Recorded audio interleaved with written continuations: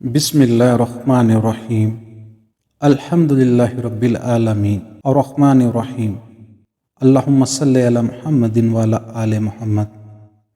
المغنی اسلامی اکیڈمی کی جانب سے سب ساتھیوں کو السلام علیکم رحمۃ اللہ وبرکاتہ۔ حضرت عائشہ صدیقہ رضی تعالیٰ عنہا سے روایت ہے کہ رسول اللہ صلی اللہ علیہ وآلہ وسلم نماز میں دعا کرتے تو یہ بھی کہتے: اے اللہ، میں گناہ اور قرض سے تیری پناہ مانگتا ہوں۔ کسی نے عرض کیا: یا رسول اللہ صلی اللہ علیہ وآلہ وسلم، آپ قرض سے اتنی پناہ مانگتے ہیں؟ آپ صلی اللہ علیہ وسلم نے جواب دیا کہ جب آدمی مقروض ہوتا ہے تو جھوٹ بولتا ہے اور وعدہ کر کے اس کی خلاف ورزی کرتا ہے۔